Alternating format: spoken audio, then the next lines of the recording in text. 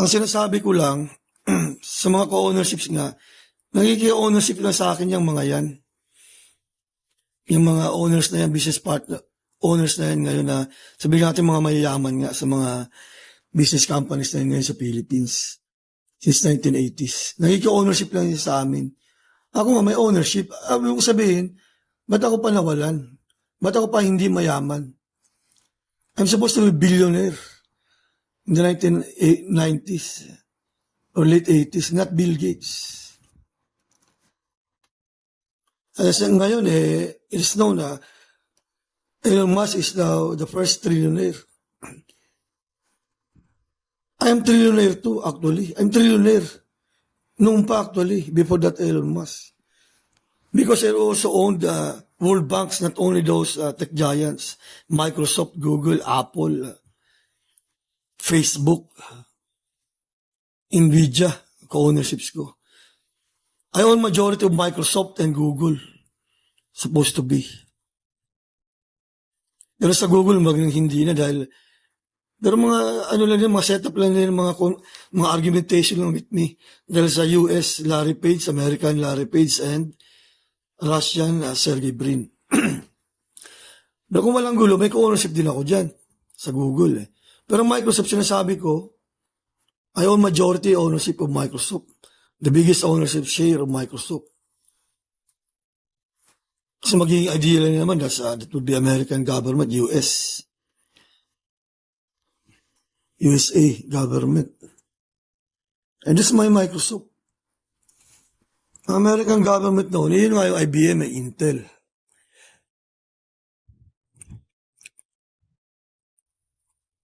But the software, to control talaga ng government yan, ang software security, web security niyan, i-regulate lang ideally. Para hindi government na totally government ang may control. Para sa human rights ng mga ordinary people, civilians, and those of the capacity, talino, and sinasabi ng business acumen to create their own business companies, may talino sila, intelligence, and business abilities, hindi pwedeng control ng government. Kaya regulation lang ng government ang tech companies na yan, Microsoft software, web security, Microsoft security, ang mga departments niyan. Sabi ko, I own Microsoft. Gawa ko buong products line, product and technologies timetable ng Microsoft. Gawa ko yan. Ako nag-initiate ng development niyan ng mga products ng Microsoft. MS-DOS pa lang. MS-DOS interrupts pa lang. Windows 3.1 pa lang. And Windows 95, we were Star Trek Voyager team that time. Also, again, pinaalala ang making ng Windows 3.1 or kinintuin nyo. Windows 3.11. Then Windows 95. Gawa ko yan, Windows XP, Windows 98, Windows XP, Windows 7, Windows 10. Team ko yan nag-develop ng Windows XP upon my instructions, upon my lead. We were programming Windows XP. Mahina pa ang monitor that time. Malit lang na flat screen na rin. Nire-create namin because I was asserting, I own Microsoft. Ito yung Windows XP na plano namin. I can recreate the development of previously of Windows 95 and Windows XP and Windows 7 and Windows 10 and Windows 7. Although sa Windows 7, ang graphics niya CGI, may mga alam nyo naman, mga makikintab na na GUI elements. Kailangan ko dyan ng computer graphics, programmers, designers na that time. Kung mag-i-inquire na, for me to demonstrate sa mga military people from around the world. Dahil sinasabi ko nga, I own Microsoft. Ganun din sinasabi ng ibang tech people. That's our boss, that's Gerald Tamayo. The same, that's guy, Iba ang pangalan ko dati. Sa alam nila eh. American name. Iba alam na rin nila, Gerald Tamayo. So alam, kung magre-request,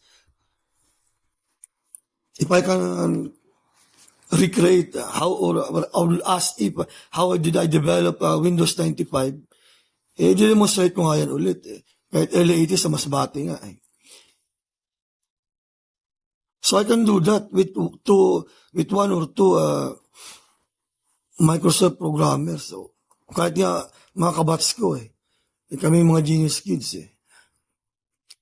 Mga genius kids na yan, nakabats ko, yung mga ina-assert nila na pagdating ng may trabaho sila sa Microsoft officially. Kahit noon pa lang, yung mga tumatanggap na yan ng mga pera, mga projects eh.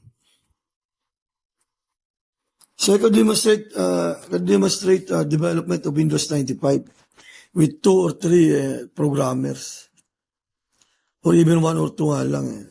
Or those who can remember, Windows 95, I can recreate, redevelop, even in early 80s. Also, Windows XP and Windows 7.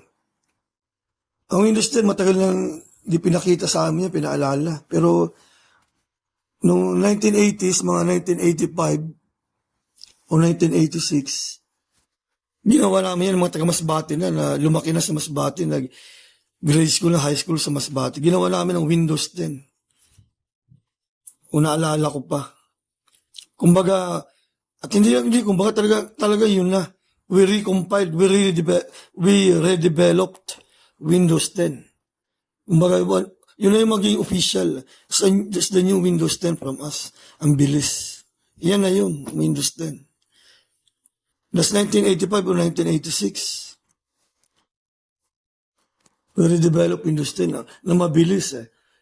Napakita pa mga mabilis naming version ng Windows 10 eh. Pero pinag-aagawan niya kung anong mga optimization tricks o nagamit namin. Pinakamabilis na Windows 10. So yung Microsoft nga, alam nga na lahat yan. Not Bill Gates. Binili lang namin yan si Bill Gates. Kung isipin nyo na we're just the majority shareholder family, capitalist, alaw yan sa batas. Ako nga kami yan.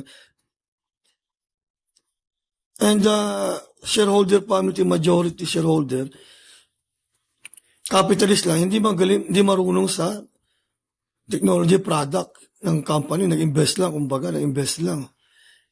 ng capital. But me, may money rin ako sa pang-capital talaga sa Microsoft. Ako talaga nag-start ng Microsoft, mga Microsoft Office buildings. At hindi lang ako capitalist. It was also the genius kid who developed, planned the Microsoft Products and Technologies Timetable. Sabi ko nga. I initiated developing the Microsoft Products and Technologies. I instructed the Microsoft teams, who became my Microsoft teams that time, to develop with me. Upon my instructions, I was leading them to develop these Microsoft products and technologies, the Windows OSS, the Microsoft Windows OSS, the Microsoft Office, the Visual Studio. Gawa ko yan. Visual Studio, gawa namin yan. I was expert in compilers before. Gawa ko yung Visual Studio, Visual C++, Visual J++, Visual Basic again eh. Sinama namin ulit ang Visual Basic. Gawa ko yung mga Visual Studio earlier versions pa hanggang ngayon. Visual Studio 2026 na ngayon eh. Ang gamit ko ngayon eh, ka-install ko lang eh. Visual Studio 2022, gawa ko pa yan. Sa Mapua Institute of Technology, pinapaalala or ina-upgrade namin sa Mapua Institute of Technology at time, late 70s and early 80s again. Visual Studio 2022, yan nga yung lumiit yung GUIs. Lumiit yung mga fonts. Naalala ko yan. Decades ago pa at Antipolo, San Lorenzo Homes. I developed Visual Studio and Microsoft's quantum computing technologies.